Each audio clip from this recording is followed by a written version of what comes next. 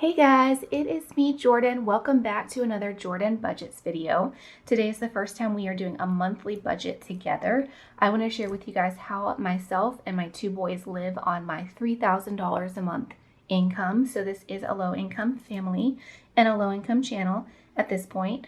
Now my income does come from several different sources, and included in that $3,000 is the child tax credit for $550. So there are times when it's certainly been lower income than this, and there are times that I've been much higher income than this. It's just sort of fluctuated as the needs of my family has changed. I've been able to work less or more depending on what's going on with my kids.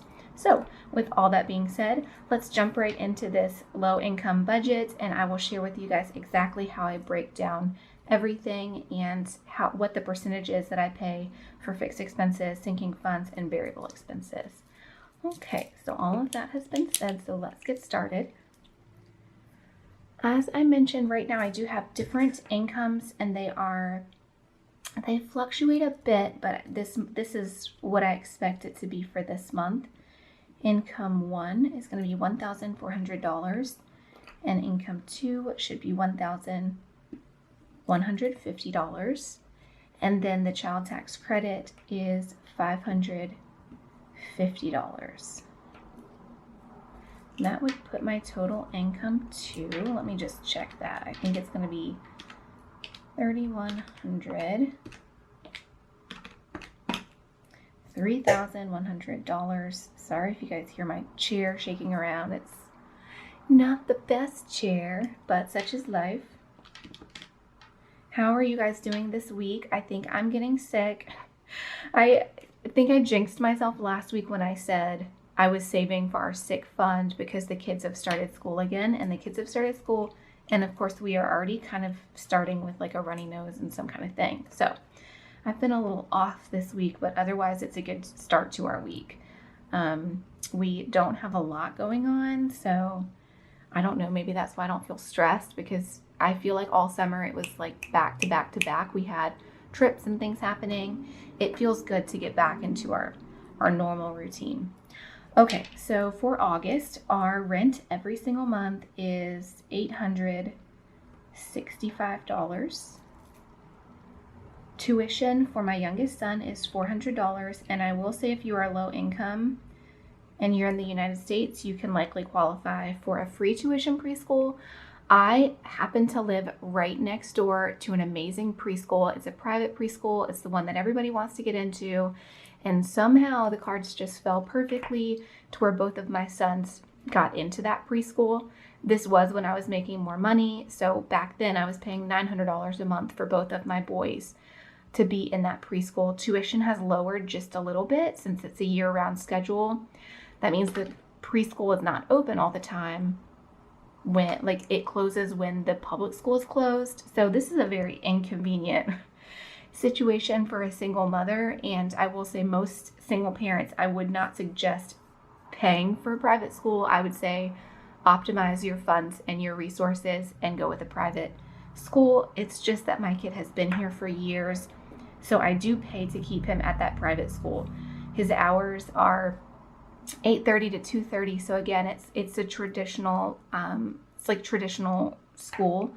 There's not a lot of extra help, and that has honestly put me in a bind with my work situation just a little bit. But I guess I will say that's the only thing with this income that I would change if the cards were a little different. But I know we all do what we think is best for our kids and our family, and so that is just something I'm willing to pay. Okay, so electric is $150 a month. Both of my boys are in gymnastics. They take one class a week, and that is $100 a month, which I think is a great deal. I know I've been looking into moving because I'm moving next year, and most places gymnastics is almost double that price. So I'm happy to be paying that price for now. Internet is, oh, why did I make that zero so weird? Internet is $70. Water is $50 every single month. And then I have been promising you guys that I was going to look into my other expenses, find out exactly what they are, and start budget breaking those down. I have not done that. So I just this month budgeted $25 because I know it's going to automatically come out of my accounts. So I just want that little bit of buffer to be there. Okay, so let's see what percentage we are paying in our fixed expenses. And all of these expenses are things that do not change month to month. The only thing that might change a little bit is electric, but I go ahead and budget $150 because it's usually right around that amount. So let's see, $865 plus $400 plus $150.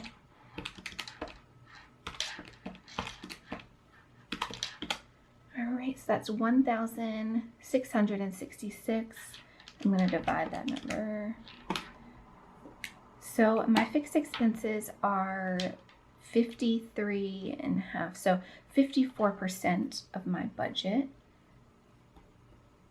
So I pay 54% of my $3,100 income towards fixed expenses. I know that's not optimal as far as any budgeting anyone will tell you, but this is a real life for me right now with a low income budget. I'm honestly very blessed and thankful that my fixed expenses don't take up more of my income, because when you're only making so much, you can only do so much with those fixed expenses. So hashtag real life, low income family, 54% of my income goes just to my fixed expenses and my bills. That's not even counting our food. Okay, so let's see. Now that is everything that's non-negotiable. I can't change that at all. Variable expenses, I do cash stuff envelopes for those variable expenses. So this could change a little bit depending on how well we do or how well we don't do. This is just what I have budgeted for this month and what I expect we will be paying. Groceries, I typically do $400 a month, but because I'm trying to beef up these sinking funds, I'm only giving us $90 a week. There's 4 weeks, that's $360 for groceries this week. Fast food and fun. Fast food and fun are always combined for me because we tend to eat fast food on days that we're active and doing things. I'm going to give us, let's see, 40. What is 40 times 4? 40 times 4, I'm going to give us 160. So that gives us about $40 per week for fast food and fun. And hopefully we don't spend all that, and then that could roll over into our sinking funds. Spending, I am giving us $0. I'm giving us no money for spending. My boys started school. At this point, it's been almost a week and a half. So a week and a half ago, my kids started school. We got all new clothes for them. I always refer to myself as we did this, we did that. Okay. I got them new clothes. I got them new lunch boxes. They have tons of new snacks in the pantry. Like, we are super duper set, and we are at the end of summer, but still in those summer months. So we do have some summer passes that we bought. We have yearly memberships. So all of our fun should really be covered. All of our needs are covered. So I don't want to spend anything this month on just like random spending. And of course you can follow the channel and see how I do that month, or how I do this month, but that is the overall goal. Gas, I'm going to give us $100. That's about $25 a week. And then Dream, this is a new category for me. I am working on a shop. It's not a budget shop, but you guys will see. I think it's something that this crowd would like, so you guys might want to stay in tune for that. It's not budgeting stuff, but you'll see what that is.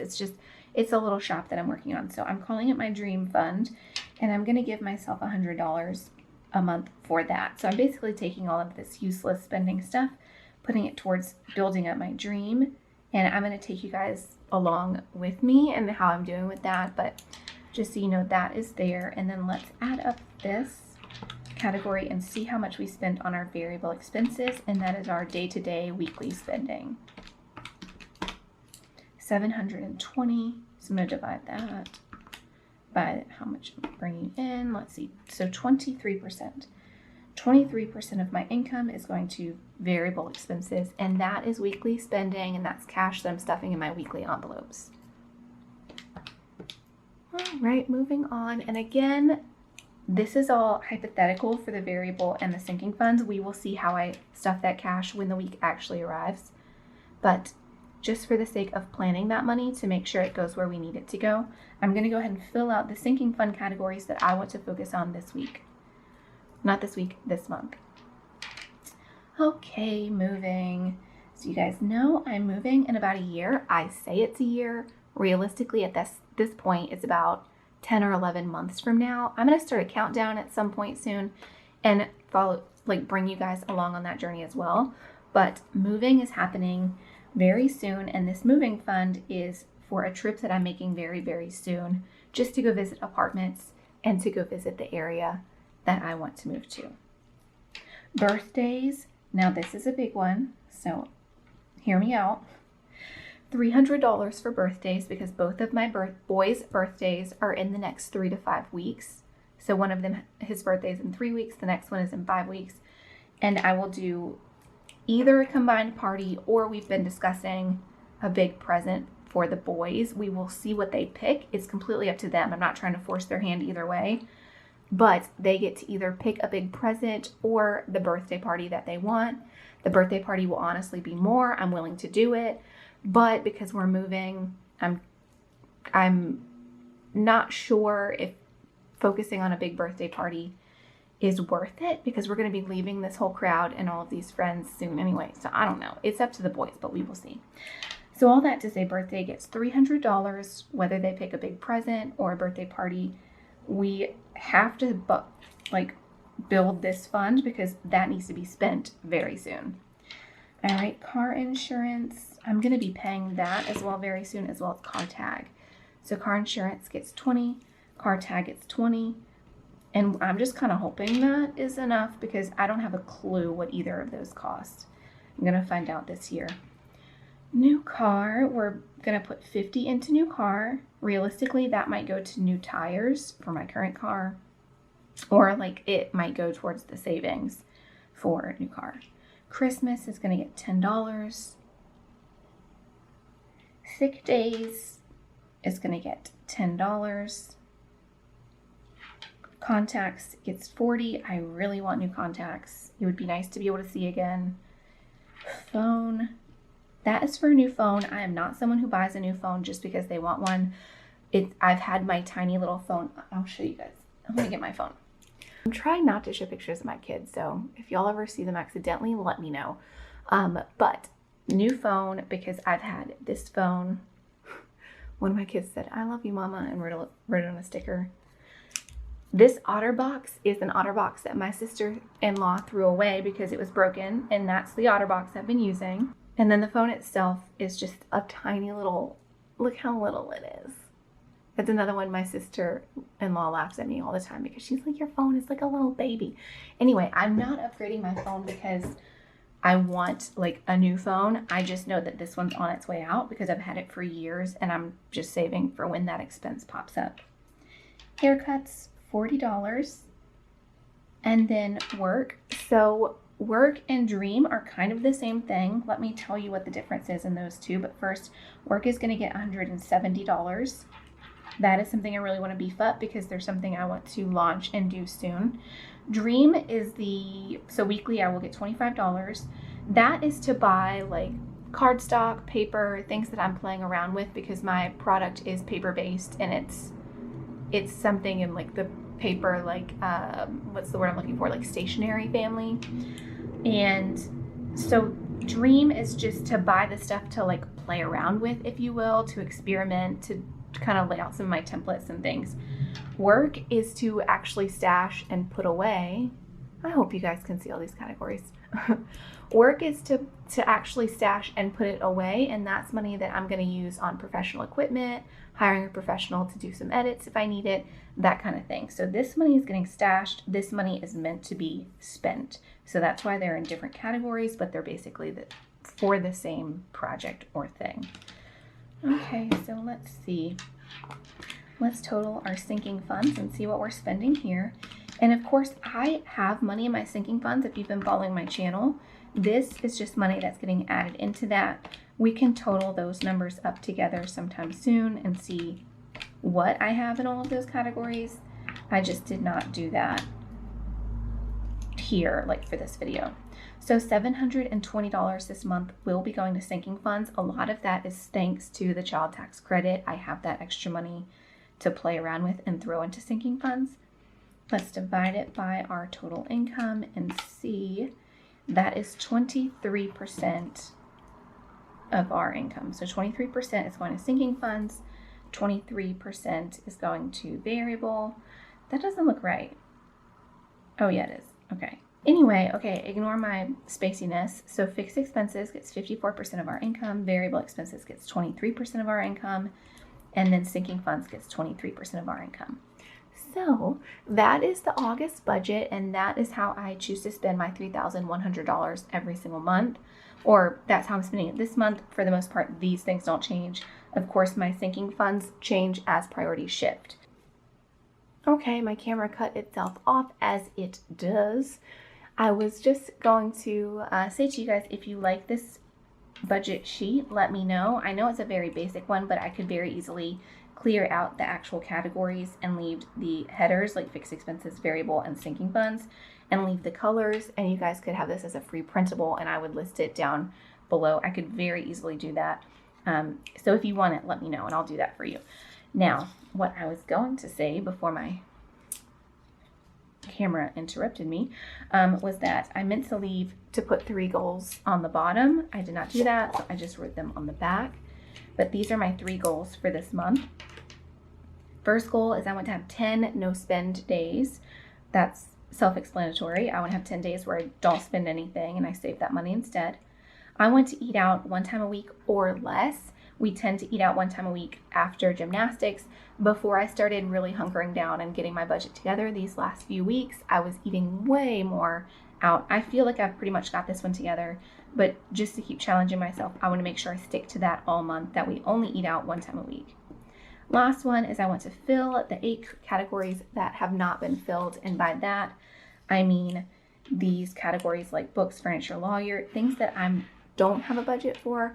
I want to find a way to make some kind of a little bit of an income, maybe sell stuff online, do something to put any amount, some kind of amount in all of these that I don't have as like a focus or an emphasis with this month's money. So that's my 3 goals. And as always, I want to thank you guys for being here with me. I really enjoy making these videos, and you guys have been such a huge help in keeping me accountable and keeping me on track with my budget, and I thank you for that. Love you guys, and I'll see you again soon. Bye-bye.